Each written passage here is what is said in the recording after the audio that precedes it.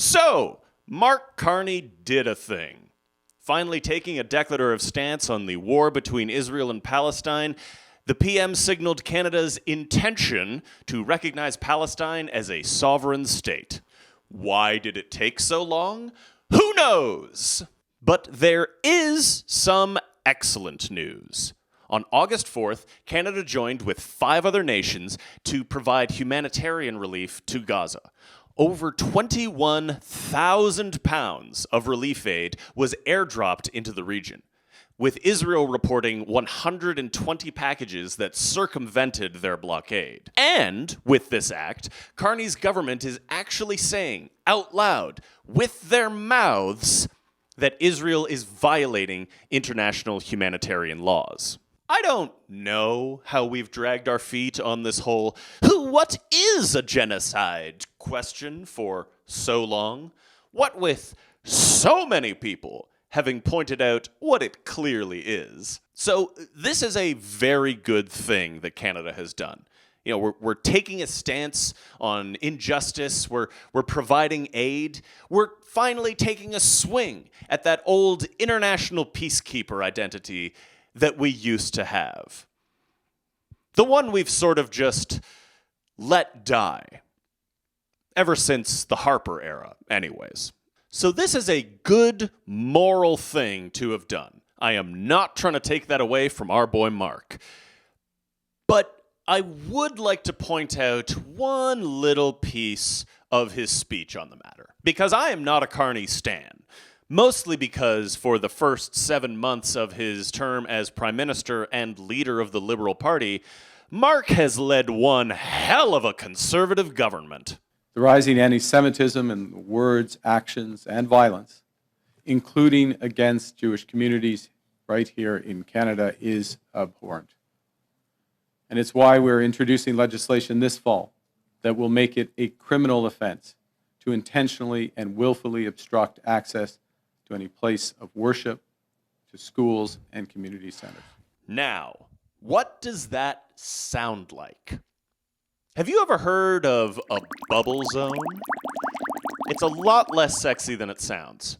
Brampton, Toronto, and Vaughan have all introduced controversial bubble zone bylaws, which enforce a protest exclusion zone basically around all of the places that Carney just listed. Brampton even called theirs protecting places of worship from nuisance demonstrations.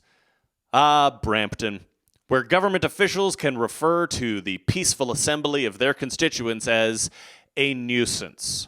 Vaughan at least had the decency to pretend to sound neutral. The trouble is, all of this restricts protest. And protest is a charter-protected right. So you'd better believe we should be concerned about this bubbly new trend. But restricting the right to peaceful assembly, to protest, to strike, this doesn't sound very Canadian. I wonder, why might a Western government in the year of our Lord 2025 be so interested in restricting our right to protest?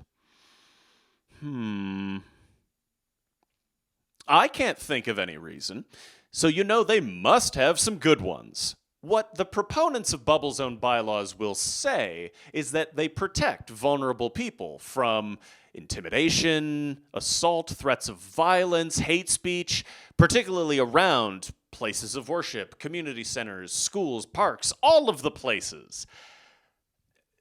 So they must be beneficial, right?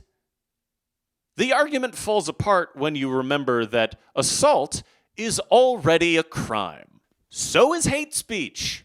In this country, thankfully. So are threats of violence. None of these things are legal, and thus they are not permitted within our right to peaceful assembly. The police officers present at these protests are supposed to be there to make sure that none of these illegal things happen, and thus our protest is kept peaceful. Instead, these bylaws exist to purposely muddy the waters as to what counts as offensive or disruptive in the cops' eyes. And as we all know, the police can get very creative when answering the question, what counts as a crime?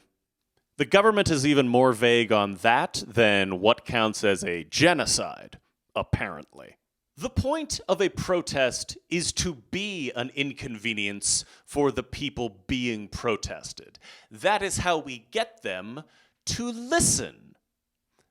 Bubble zones don't just take the teeth out of legitimate protest by providing a 50-meter safe space for the targets of said protest to not be protested at.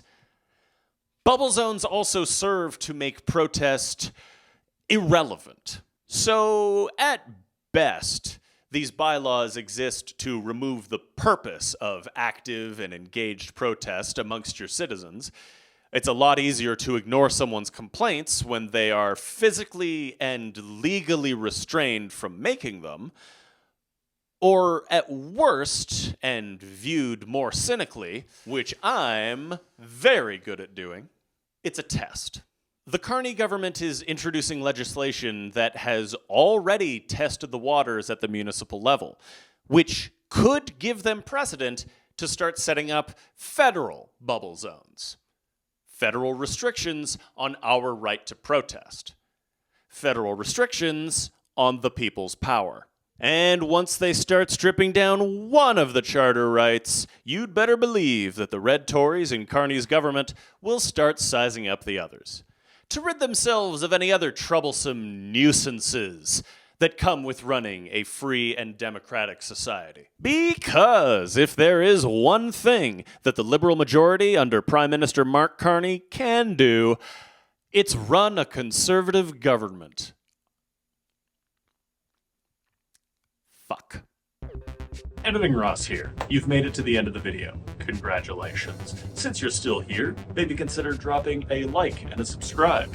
All of the other YouTuber prattle that I absolutely hate asking for.